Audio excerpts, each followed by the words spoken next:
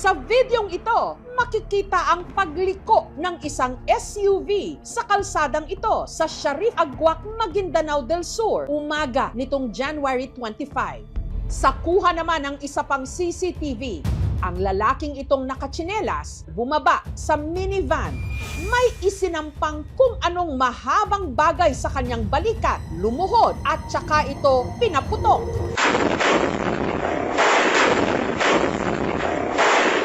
Ang SUV, inambush. Nabalot ng makapal na usok ang kalsada. Ang armas kasi na ginamit sa pananambang o ambush, DIY o homemade na RPG o rocket-propelled grenade. Malakas masyado, malakas ang apoy. Pati yung mga kahoy na yan, hindi ganyan siya, parang mga nasunog yung dahon. Pero dahil bulletproof ang SUV, nakaabante pa ito. Sinambos. Natakot din kami. Nung marinig namin yon, bigla kami tumakbo. Mahirap na. Baka madami tayo. Ang sakay ng SUV, walang iba kundi ang kasalukuyang mayor ng Sharif Agwak, si Mayor Ahmad Mitra Ampatuan Sr. na himalang nakaligtas. Nasira yung sasakyan niya. Si Mayor walang sugat. Mapalad siya at hindi siya tinamaan. Parang eksena sa video game sa estilo ng ginawang pag-ambush. Pero hindi ito laro, kundi realidad ng patuloy na nangyayaring karahasan sa ilang bahagi ng Mindanao.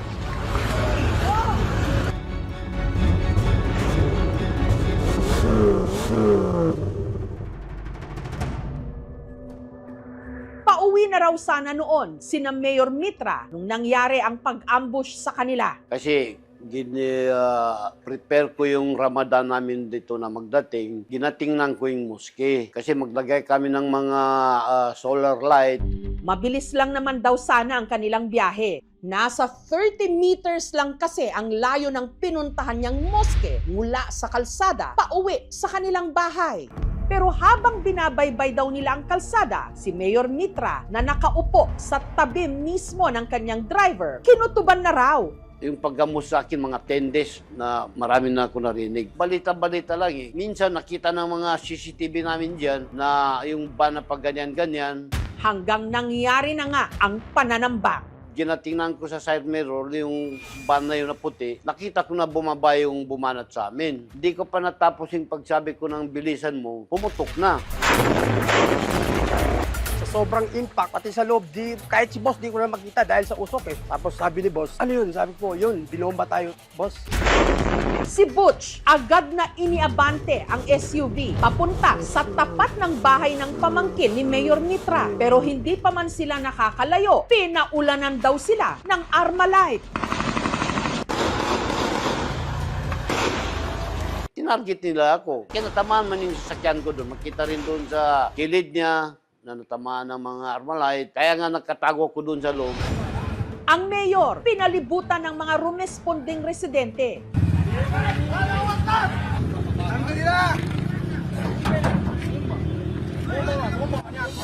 Agad din siyang isinakay sa isang pick-up truck pauwi sa kanyang bahay. Dito mismo pumarada yung minivan at saka nung makita nilang paparating na yung convoy ni Mayor, agaran silang bumaba at dito rin sa kinatatayuan ko, dito nila pinasabugan yung convoy ni Mayor. More or less mga 20 meters yung layo ng suspect natin mula sa convoy ni Mayor. Kung makikita po ninyo, ito po yung crater kung saan sumabog yung RPG. Yung buhok dito na nasunog lahat ito, pati mga mineral water doon na basag eh. Mga salamin, tsaka itong tainga ko na isa, hindi masyado makarinig eh. Bagamat walang matinding pinsala na tinamo sina Mayor Mitra at ang kanyang driver na si Butch, ang kanya namang sibilyan na bodyguard at military escort na kasama rin sa kanyang convoy, kapwa na sugatan at nagpapagaling ngayon sa ospital. Nakikita ko lang yun dyan sa mga ibang bansa. Parang ginagamit sa yung mga World War II. Talagang mamamatay kami. Hanggang ngayon nga, na-trauma ako. Nasa kustodiya na ngayon ng Sharif Agwak Municipal Police ang mga sasakyan ni Mayor Mitra. Tingnan mo, nabutas. Ay, utang na may Nabutas to, tingnan. Diyan tumama. Kung hindi bulletproof yung sinakyan ko, malamang patay na ako. Hindi pa ako mayor, hindi pa gawa ko na yan. Estimate ko dyan mga 1.8. He got lucky lang na yung RPG na ginamit sa kanya is not the high caliber. It didn't take a direct hit, kaya ganun lang yun nangyari. Usually yung vulnerable parts talaga sa armored car is the windows. Of course, it's made up of glass. Unlike this one, is made up of metal na ballistic plate. Yung tires, nilalagyan natin ng run flat inserts yan.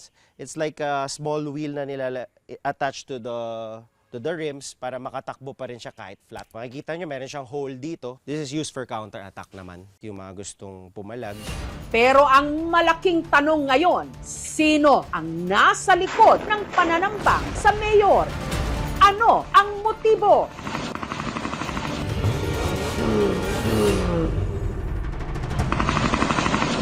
Ang grupo na ng ambush kina Mayor Mitra Ampatuan, tinugis ng mga otoridad. Makalipas ang isang oras, napaslang sa pagtugis ang nagpasabog ng RPG na kinilalang si alias Rap Rap at dalawa pang kasama niya. Habang ang dalawang iba pa nitong kasama nakatakas at nananatiling at large. Sa investigation natin, gun for hire ito. May tinitignan po ba tayong political clan war na anggulo? So far, kasama yan sa imbestigahan natin. Hawak na rin ng mga otoridad ang DIY o homemade na RPG. Ito yung ginamit ni Rap-Rap pag-ambush dito sa ating mayor na Sheriff Agua. This RPG will be turned over sa ating forensic group at sila yung mag-evaluate. Ang itsura niyan ay parang puso ng saging yung bala niya eh. Tapos more or less, less than a meter yung length ng tubo niya. Pag tumama yan, yung sambulat niya ay parang granada. Hindi natin matukoy kung saan nagmula. RPG is mostly used for guerrilla warfare, asymmetric warfare. Yung damage po na na-inflict ng RPG, napakatindi. Dito sa bayan ng Saripagwak at saka ibang munisipyo, dami nang gumawa ng RPG. Kaya hindi makontrol. Saan nila nakuha yung mga bala na original? Kasi yung inibanat sa akin, original na bala yun. Ang nangyaring ambush nitong January 25, hindi na raw bago kay Mayor Mitra Ampatuan. Taong 2010, nabiktima rin siya ng pagsabog ng isang motor sa kalsada. December 2014, inatake naman ang kanyang convoy ng mga armadong lalaki sa barangay Makasampen sa bayan ng Gindulungan. Ito yung natamaan sa akin. Ito, hanggang dito, naputol ito. Ito, stainless na ito. Pati yung dito ko, natamaan din. Taong 2019, muli na naman daw siyang inambush sa Shariff Agua kung saan dalawa sa kanyang mga kasama ang sinawim palad. Ang tila walang patid na pagtatangka sa buhay ng mayor, posible raw na nag-ugat sa kanyang naging papel sa itinuturing na isa sa pinakamadugong krimen sa kasaysayan ng Pilipinas, ang Maguindanao Massacre taong 2009. Sa 57 natagpuang bangkay, 28 ang tiga-media. Sa buong mundo, ito ang pinakamarahas na pag-atake sa mga journalist. Si Mayor Mitra Ampatuan, pinsan ng itinurong mastermind sa Maguindanao Massacre, ang nooy mayor ng Dato Unsay na si Andal Ampatuan Jr.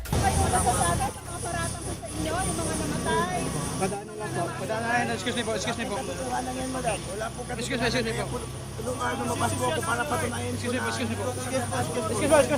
Naging state witness si Mayor Mitra Ampatuan laban sa kanyang mga kaanak. Matagal pa na politika ito eh. Yung Maguindanao Massacre, yun ang matindi na nangyari sa pamilya namin. Kasi kahit walang kasalanan doon, pwede ka nila kasuhan. Ayaw nila doon na ako yung magsasalita, na ituro ko sila. Hindi ko man sila inituro. Sa akin lang, mas safety ko yung ibang pamilya doon na walang kasalanan. Pinagalitan ako, bakit daw ako tumistigo. Doon na yung magsimula yung naambus ako. Hindi na po ba kayo nagkaayos ng iba pong nakagalit sa inyo? No? Hindi na, kaya makakumpiyansya pa ako. Baka maulit pa yung mga ambus-ambus. Tingnan mo yung nangyari. This is already the 4th time na nangyari siya. No? So meaning to say, orchestrated talaga yung mga attempts na patayin itong si Mayor Ampatuan.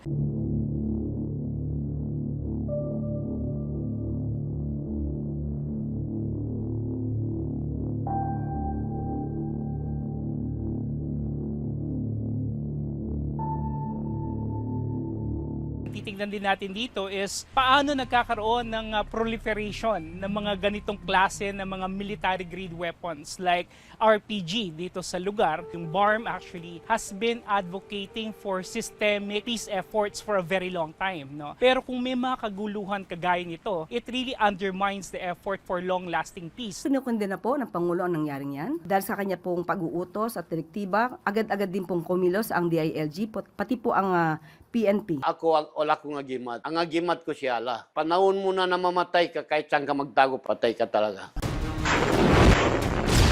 Hindi ito eksena sa laro. Isa itong paalala kung gaano kalapit ang karahasan sa kapangyarihan.